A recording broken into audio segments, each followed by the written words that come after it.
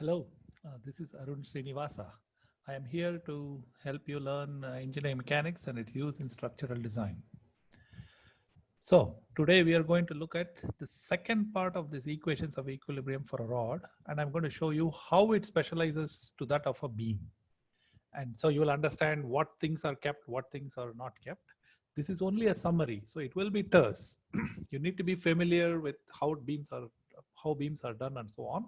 I'm just going to touch the highlights. First item is that how do you display 3D objects? What are the three standard views? I know that you're somewhat familiar, but I just want to make sure that you understand what views I am going to use. So imagine you have an object like the gear assembly shown below. Unlike your textbook, it doesn't come with coordinate system directly attached to it. That's how it's shown in a textbook problem, but in real life, you just got a gear piece. You actually have to set it up by surrounding it with a box and figuring out which is X, Y, and Z. So the question is, how do you open up this box so that all the faces of the box can be presented on a two-dimensional sheet of paper? Okay. It is difficult to provide details and dimensions in this 3D view. So it's better to show different 2D projections. So what we do is we open up this box. Okay. I'll show you how this is done. Usually we are going to show three of these open pieces of the box: the top view, the side or frontal view, and the end view.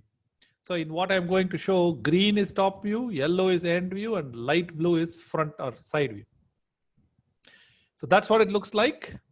You will see that's the box, and then I'm going to open it up, and you will see how the green lid goes on top. One side, the yellow side goes on the side, and the blue, light blue stays where it is. Can you see that? So those are the three ones that I want you to focus on. In fact, I have marked which one is the top, end, and side, so you should be able to see. Notice the coordinate system, how it works, so that you're familiar with how this thing opens out. So the top view has X and Z, the end view has Y and Z, and the side view has X and Y. Okay, that's how it works.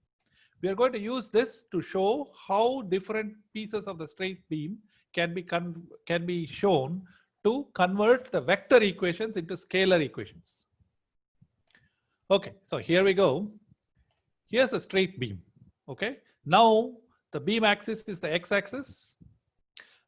The forces are are all functions of x only, and you can see the x, y, z coordinates.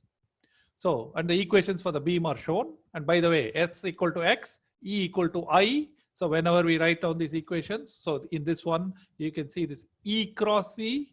Now it will become I cross V. Okay.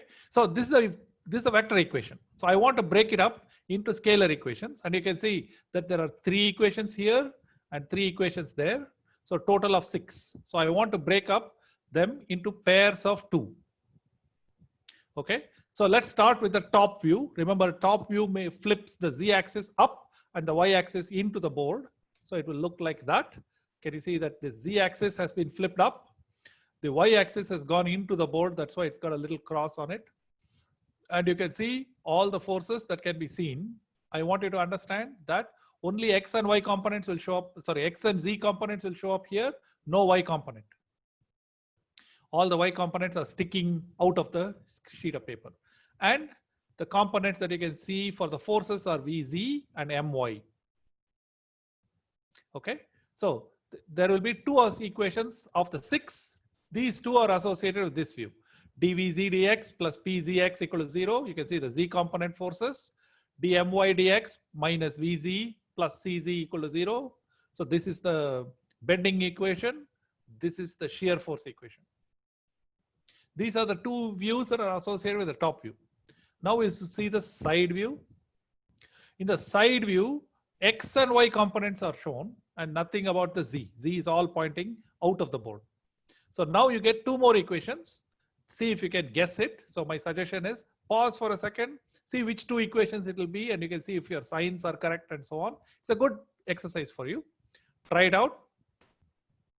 What you should get is dmz dx plus vy plus cz equal to 0. That's the bending moment equation on this side. dvy dx plus py of x equal to 0 is the shear force equation on the side view. Then finally we come to the end view. The end view is a little bit confusing because of the fact that all the forces are very tightly coupled.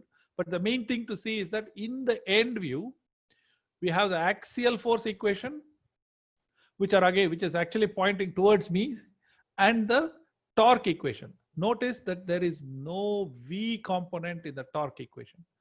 The forces on the cross section of the beam do not cause any torque on the beam. They only can cause bending moment. They can only bend the beam. Forces on the cross section of the beam cannot twist the beam. Only moments on the cross section of the beam can twist the beam. Okay, so these are the 6 equations. The question is, how do you get these equations from the vector one? So here is the vector equations. How do I go from these to the scalar equations here? And I will show you how that works for one of the views. Then you can figure out for the other ones. Okay, so let's start to figure out what's the connection between the vector equations for the rod and the scalar equations for the beam. So a beam is nothing but a rod that is straight along the x-axis. Can you see that's how it looks? And I'm going to look at the xy components, py, and it's in the j direction. So pyj. So it's got transverse loads along the y direction, and then distributed load along the z-axis. So these are the things that matter to this beam.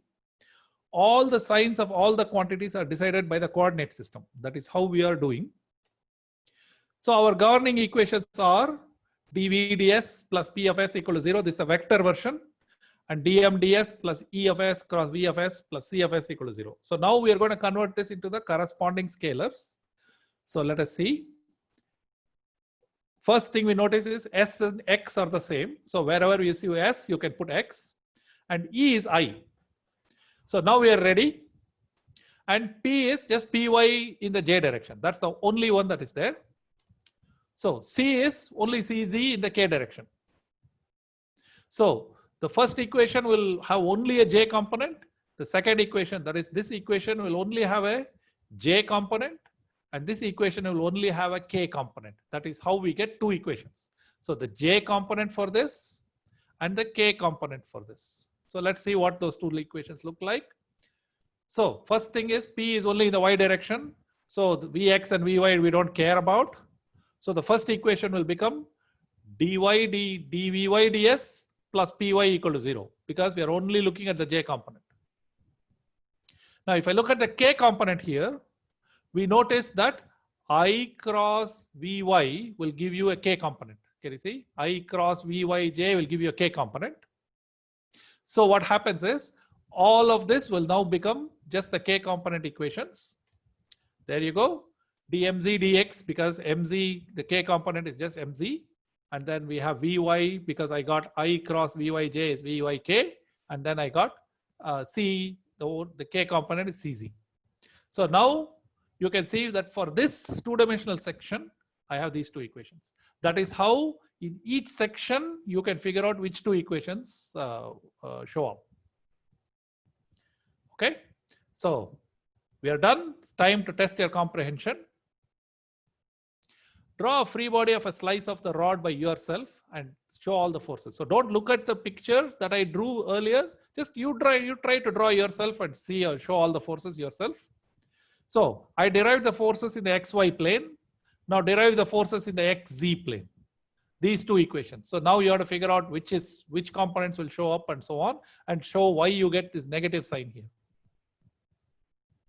Okay, so compare that, think about that. This is actually a nice exercise for you to do to make sure you understand the previous step. And we are done.